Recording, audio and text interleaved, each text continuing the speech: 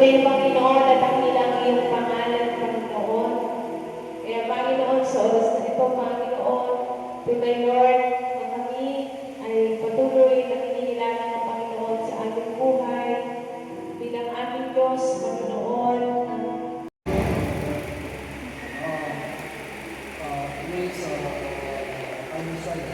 Beginning of our holiness and eternal will consider difficult similar features how God's people must distinguish themselves from the world, the true God, also already subject food. The tranquil instruction holiness beginning in daily life. Holiness is not achieved solely within God. For instance, when persons who possess discernment of the spirit of God's people, the starting from what we make is one of our most ordinary daily lives.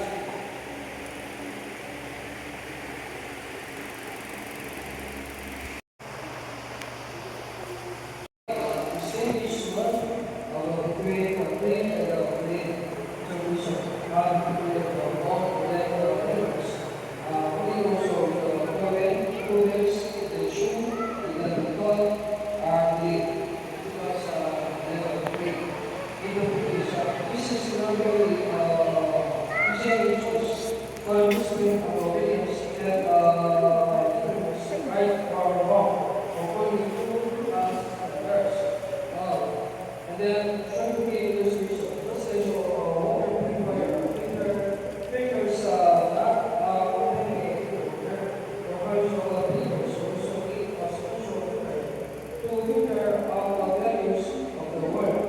Currently we are specialists be holy or unholy. Holiness is a person gospel, not our own preparations. God is in we belong to the formation of language and mechanics. We create solutions against our life force. We receive, we desire that our lives to live, become means and transform the group. There was a spiritual revolution that started with the small things of 1890 and enabled us to live solely as we were before without the need of certain way by the ways of the world. We pray in the name of Jesus.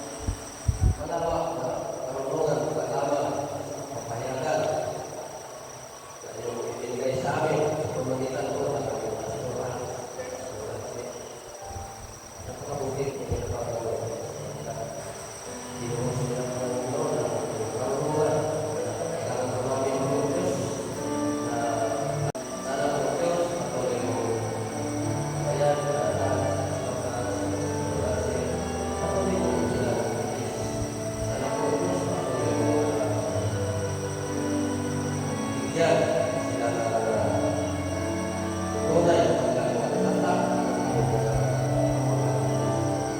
Kaya Diyos na rin po yung mga lingkod mo dito sa templo, ang nagawa ng Diyos. Tuloy mo rin ang bigyan ng kalingan, karunungan, mula sa Diyos sa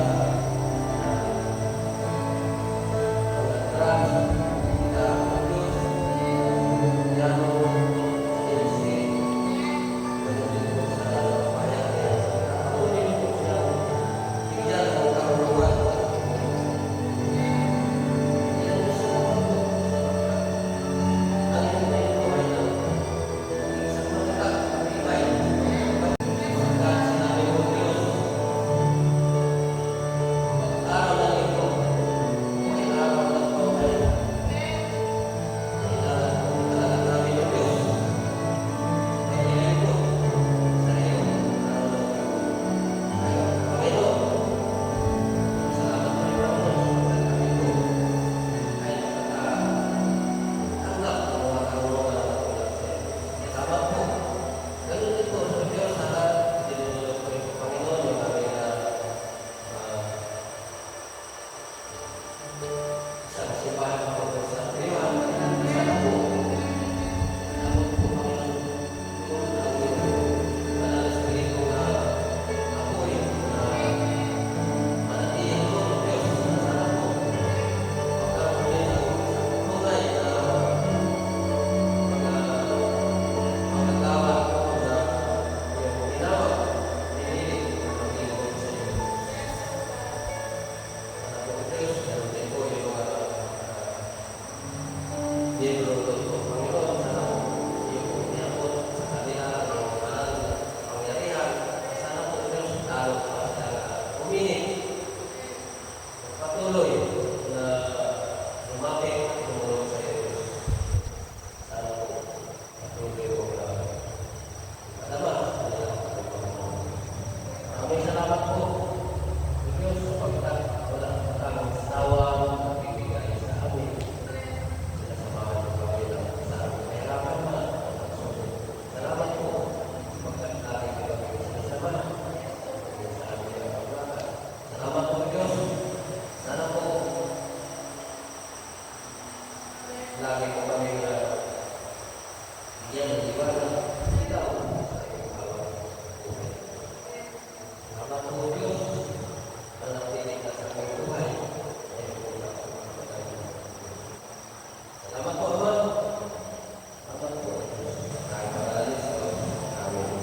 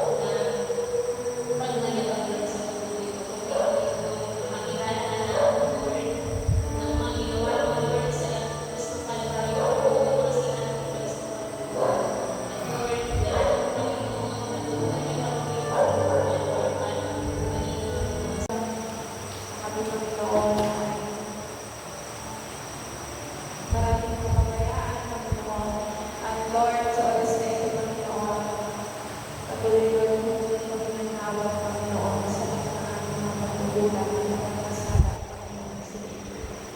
Panginoon, sa oras na ito, alam mo po ang sitwasyon sa bahay ito, Panginoon. At alam mo po ang mga nangyayari, Panginoon. At Lord, dalangin ko po, Panginoon. Lord, huwag mo pong pagkahiin, Panginoon, ang anumang pagkakabahagi, ang anumang, Panginoon, hindi pagkakaunawaan, Panginoon, na nangyayari, Panginoon, sa iyong church, Panginoon. At Lord, tulungan mo kami na maayos ito, Panginoon. Hindi namin ito kaya, Panginoon. Ikaw lamang, Panginoon, ang kailangan, Panginoon, na itouch mo ang bawat puso at bawat mga anak mo, Panginoon. Sapagat alam namin, Panginoon, ito po ay gawa ng kaaway, Panginoon.